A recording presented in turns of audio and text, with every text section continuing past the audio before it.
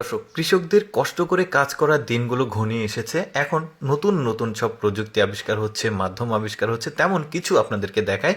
যেমন এটা দেখতে পাচ্ছেন, একটা উপরের ট্যাঙ্ক রয়েছে প্লাস্টিকের, ওর মধ্যে বীজ দিল, বিভিন্ন ধরনের বীজ। এবার ওই জিনিসটা যখন ঠেলে নিয়ে আসছে, ওই বীজগুলো এই চাকার মধ্যে দিয়ে গিয়ে নিচে দেখুন ফোটায় ফোটায় পড়ছে।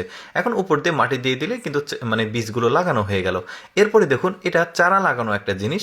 একটু দেখতে পাচ্ছেন সাইকেলের পাম্প দেয় ওইরকম একটা জিনিস দিয়ে চাপ দিচ্ছে, আর পাইপের মধ্যে যে কোনো চারা, সেটা মরিচ হোক বেগুন হোক, দিয়ে চাপ দিলে চারাগুলো সুন্দরভাবে লেগে যাচ্ছে। এরপরে দেখুন, সার দেওয়ার জন্য কৃষকদের দারুণ একটা জিনিস তৈরি করেছে। দেখতে পাচ্ছেন এই যে এর ভেতরে সার দেওয়া হবে, আর এটা যখন ঠেলে নিয়ে যাবে তখন কিন্তু সারগুলো এই জমিতে ছিটিয়ে ছিটিয়ে পড়বে, গাছ থাকলে গাছের চারপাশে পড়বে। তবে এটা আবার কমানো বাড়ানো যায়। আপনি চাইলে বেশি পরিমাণে সার ছিটিয়ে দিতে পারবেন, আবার চাইলে কম পরিমাণে। দেখুন কত চমৎকার জিনিস।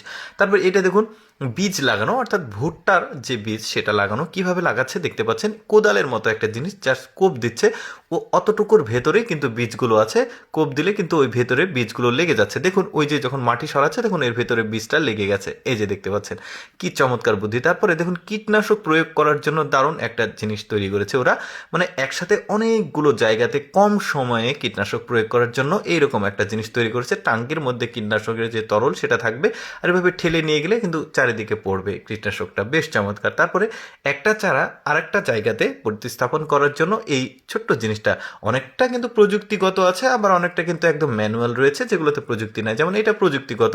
ওই যে যারা ওই বেডে যে চারা বীজগুলো লাগায়, দেখতে পাচ্ছেন এই গাড়িটা চলে আসছে, অটোমেটিক পলিথিন যাচ্ছে, তারপর চারা লাগানোর জায়গা তৈরি হচ্ছে। তারপর যখন জায়গা তৈরি হয়, এই জিনিসটা দিয়ে চারাগুলো লাগানো হচ্ছে ওই জিনিসটাতে। দেখুন কি চমৎকার বুদ্ধি। তারপরে দেখুন, মাটি দেওয়া হচ্ছে। এটা একদমই সাধারণ একটা বুদ্ধি। এই যে সয়াবিন তেলের বোতল দিয়ে কি চমৎকার করে মাটি দিচ্ছে চারার চারপাশে। তারপরে এই জিনিসটাও কিন্তু বেশ চমৎকার। ওই যে অনেকে গই বা আল বলা হয়, এই জিনিসটা তৈরি করার জন্য জাস্ট টেনে নিয়ে যাচ্ছে, সুন্দর কিন্তু চারা বা বীজ লাগানোর জিনিসটা তৈরি হয়ে যাচ্ছে জায়গাটা।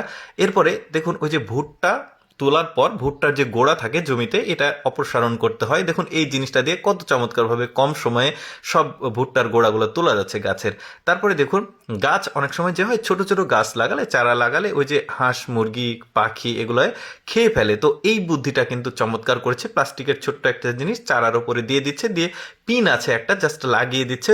তাহলে তো কিন্তু এটা সুরক্ষিত থাকলো, হাঁস মুরগি আর আক্রমণ করতে পারবে না। তারপরে দেখুন, ভুট্টার চারা লাগানোর জন্য কি চমৎকার একটা জিনিস।